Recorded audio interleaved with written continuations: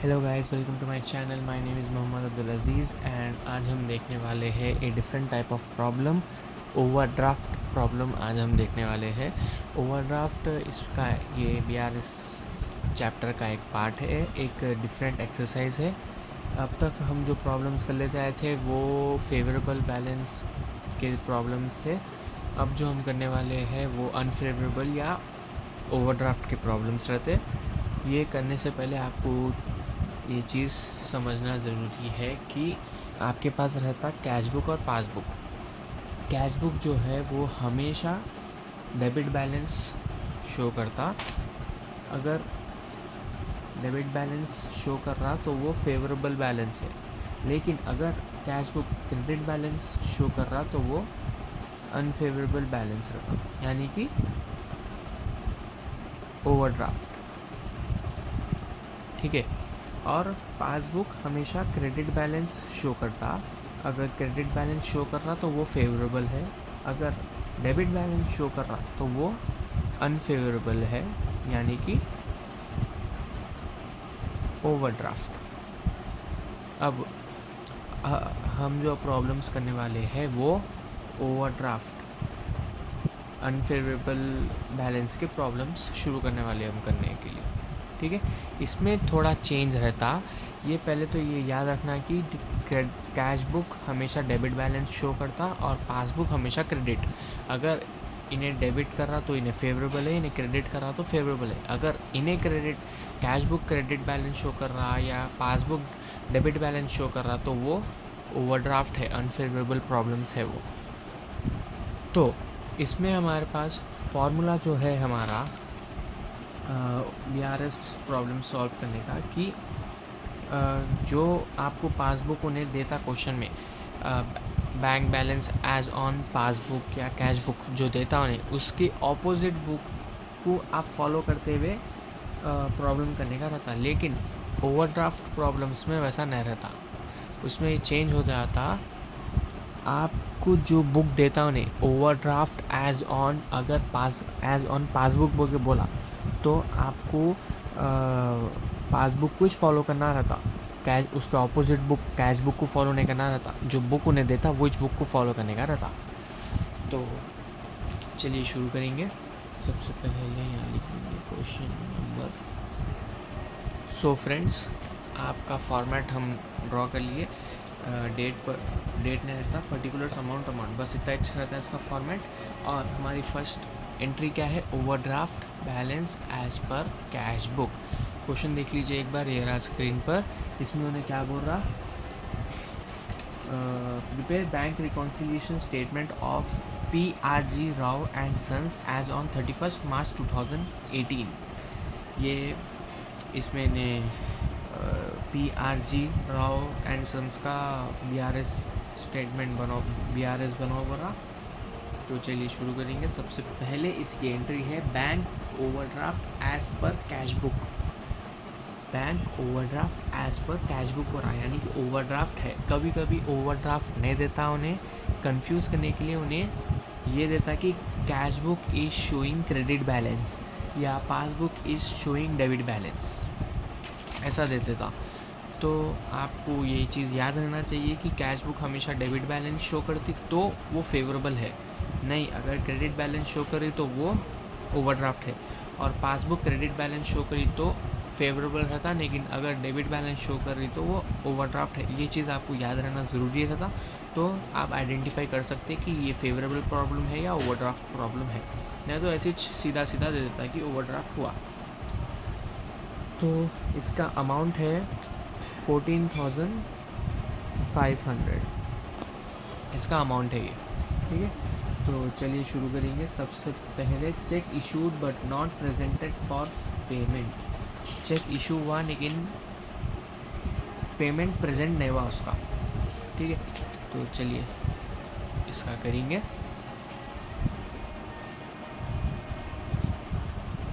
ये cash book है, ये पासबुक है। ठीक है। चेक आप इशू करें, कितने का, 4,500 का आप चेक इशू करें, लेकिन वो प्रेजेंट नहीं हुआ पेमेंट के लिए, वो पेमेंट नहीं हुआ। आप इशू करें। एक मिनट, इसमें क्लियर नहीं दिखता, आपको मैं यहाँ क्लियर करके बताता हूँ। देखिए,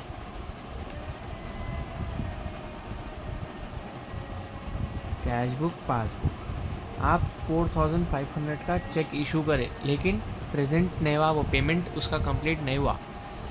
कैश पासबुक में, बैंक में उसकी कोई एंट्री नहीं है, लेकिन कस्टमर तो पेमेंट कर डाला। तो अब देखेंगे आप, तो आपका बैंक बैलेंस जो रहता, जो आपका अमाउंट रहता, उसमें से आपके हिसाब से, कैश बुक के हिसाब से तो 4500 कम हो गए, लेकिन बैंक के हिसाब से नहीं हुए। तो इन दोनों को जब कंपेयर करेंगे तो इसमें कम बताता, इसमें ज़्यादा बताता। हम जो बुक बना रहे वो इस बुक को फॉलो करने का रहता है। इसमें यहाँ कैश बुक बना रहे तो कैश बुक कुछ फॉलो करना, अब इसमें कम बता रहा, मतलब ये एंट्री लेस में चल जाती। ठीक है, तो ये एंट्री लेस में लिख देंगे। First,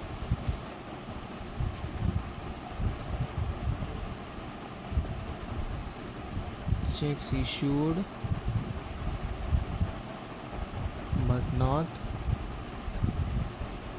presented for payment। ठीक है, इसका अमाउंट है 4500। ओके, तो अब नेक्स्ट देखिए आप, नेक्स्ट एंट्री है directly deposited by a customer in our bank account. ये एंट्री है, और ये देखिए क्या हुआ, directly deposit by a customer in our bank account. Bank account में डायरेक्टली डिपॉजिट हो गया, मतलब पासबुक में एंट्री रहती उसकी, हमारे पास नहीं रहती, क्योंकि पासबुक बैंक के पास रहता। 3500 का जो एक पेमेंट है वो डायरेक्टली कस्टमर बैंक अकाउंट में डाले, लेकिन इसकी कोई एंट्री कस्टमर के पास कैश बुक में नहीं है। तो जब इन दोनों को कंपेयर करेंगे तो इसमें 3500 प्लस बताता, आपके अकाउंट में 3500 रुपीज़ प्लस बताता, लेकिन कैश बुक में इसकी एंट्री नहीं होने से वो अमाउंट नहीं बताता। तो जब इन दोनों को कंपेयर करेंगे तो इसका बैलेंस कम बताता, इसका ज़्यादा बताता। ठीक है, जो बुक बना रहे वो इस बुक को फॉलो करना है, तो यहाँ पे लेस बता रहा, मतलब ये एंट्री लेस में जाती। ठीक है, तो इसमें लिख डालेंगे second entry, directly deposited by a customer in our bank account, 3500 rupees इसका अमाउंट है। अब नेक्स्ट एंट्री देखेंगे, checks deposited in bank but not credited. क्या बोल रहा है इन्हें इसमें, check deposited in bank but not credited बोल रहा, चेक डिपॉजिट करे बैंक में लेकिन अभी तक क्रेडिटेड नहीं हुआ वो। ठीक है, एक 7500 रुपीज़ का आप चेक डिपॉजिट करें बैंक में, लेकिन अभी तक वो क्रेडिट नहीं हुआ आपके अकाउंट में। ठीक है, ये क्रेडिट साइड जो रहता आप पासबुक में, आप क्या क्रेडिट साइड में इसकी कोई एंट्री नहीं आई, आपके अकाउंट में ये अमाउंट नहीं आया। ठीक है, अमाउंट नहीं आने से इसका बैलेंस कम बताता, इसका ज़्यादा बताता, क्योंकि अपन तो कस्टमर तो एंट्री कर डालता कि पेमेंट आ गया, लेकिन वो अक्सर पेमेंट नहीं आया, तो इसका बैलेंस ज़्यादा बता रहा, मतलब ये एंट्री ऐड में जाती। ऐड में जा रही तो पहले यहाँ पे ऐड में लिख लेना वो entry, checks deposited in bank but not credited, deposited in bank but not credited. कितना है इसका अमाउंट, 7500 इसका अमाउंट है। अब नेक्स्ट है bank charges debited in passbook only. Bank charges debited in passbook only. Passbook का डेबिट साइड में entry हुई बैंक चार्जेस की 200 रुपीज़। तो पासबुक में इसकी एंट्री नहीं है तो 200 रुपीज़ आपके बैंक से कम हो गए, लेकिन कैश बुक में इसकी कोई एंट्री नहीं है तो कम हुए सो इसमें एंट्री नहीं लिखते। तो इन दोनों को जब कंपेयर करेंगे तो इसमें अमाउंट 200 रुपीज़ ज़्यादा बताता, इसमें कम बताता, क्योंकि वो अमाउंट कटा लेकिन उसकी एंट्री नहीं लिखी हुई है हमारे पासबुक में, तो इसका बैलेंस ज़्यादा बताता, क्योंकि हम कैश बुक को फॉलो कर रहे हैं ओवरड्राफ्ट प्रॉब्लम में बोल के जो बुक बना रहे वो बुक को फॉलो करने का रहता, तो 200 रुपीज़ भी ऐड होते। इसका है bank charges debited in passbook only. Bank charges debited in passbook only 200 rupees. अब नेक्स्ट एंट्री है interest debited in the passbook only. Same entry जो पिछली एंट्री थी बैंक चार्जेस की वो सेम है, ये भी 500 रुपीज़ इंटरेस्ट आया, वो सिर्फ इंटरेस्ट दिए आप, वो सिर्फ बैंक में पासबुक में मेंशन करी हुई है, वो कैश बुक में इसकी एंट्री नहीं है, तो इसमें बैलेंस ज़्यादा बताता, इसमें कम बताता। अपन कैश बुक कुछ फॉलो कर रहे हैं तो ज़्यादा मतलब ऐड, तो ये एंट्री भी ऐड में जाती है।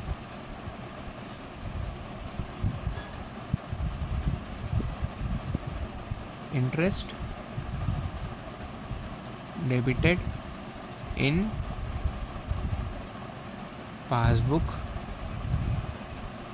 Only 500 rupees. आपके पूरे एंट्रीज कंप्लीट हो चुके, तो चलिए टोटलिंग कर लेंगे।